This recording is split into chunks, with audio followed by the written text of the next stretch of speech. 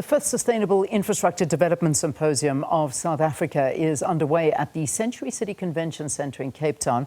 This year's symposium is being held under the theme Shaping the Future of Municipal Infrastructure, focusing on sustainable solutions for local government service delivery. Let's go to Sakina now, who is there to find out what's happening. Sakina, good morning.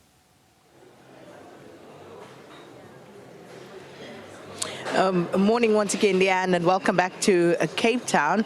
A cold Cape Town, but of course we are blessed to be shielded against the elements because the wind is doing something terrible. Yeah. And we came dressed for summer, it's winter, but nonetheless, it's all about infrastructure development. And we are, of course, at SIDSSA 2026, the Sustainable Infrastructure Development Symposium of South Africa. And much talk, and we've already heard this morning from the CEO of Infrastructure South Africa. We heard from the Deputy Minister, and now we're going to speak to an expert, infrastructure specialist. Lufuno Ratsiko joins me now. Thanks so much for speaking to us, Lufuno. It is, of course, exciting, it's vibrant, and one gets the sense that there's excitement about moving things forward.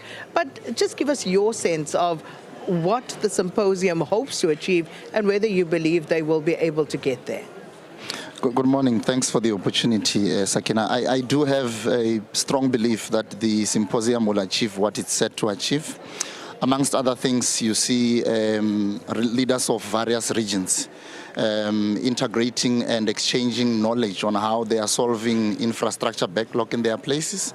And I think this is good because it's peer-to-peer learning in the continent that other countries that are getting energy right, water right, roads right, they will be able to share with others to say what are the models that are using. For example, what are the financial systems, financial models that you are packaging to move your projects forward to address the infrastructure backlog. So everything is looking positive.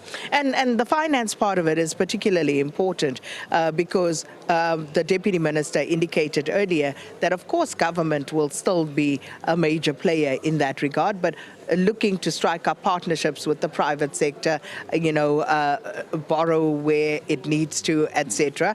But my question then to you as an expert, as a specialist in this field, we know that one of our realities has been the construction mafia and how that has bedeviled many of our infrastructure projects. So how is government faring in dealing with that problem?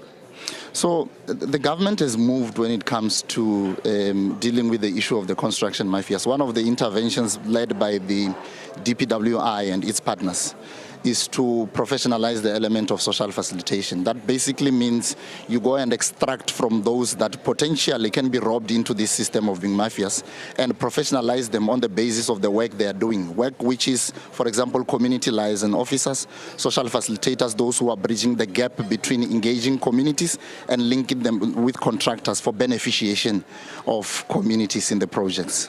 But so there's hope in that regard.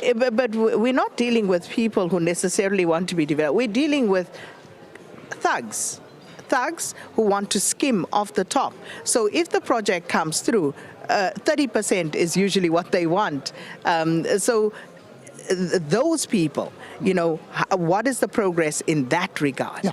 So earlier in the year, the minister announced around 300 arrests of the disruptors of projects, and already the SAPS is also into the system. I like that, so disruptors of programs. Yeah, if you look at two components, you have to professionalize, but you also have to take the thieves out of the street. So the problem is that the challenge itself has gone too structural, so you can't plaster it anymore. You have to get deeper. And from the people you've spoken to here, especially the investors, we know they are not philanthropic. What are they looking to gain out of this? So investors are looking for bankable projects, meaning where they see potential that they are going to realize their return on investments. For example, there must be bulk services when they are investing on top structures. What that means is that roads must be functioning, water must be functioning, energy lights must be on. So if you look at those components and developing meaningful business cases, that when you put your case at the desk of a development funding institution, they are able to do something and interpret what the potential investment and return will be.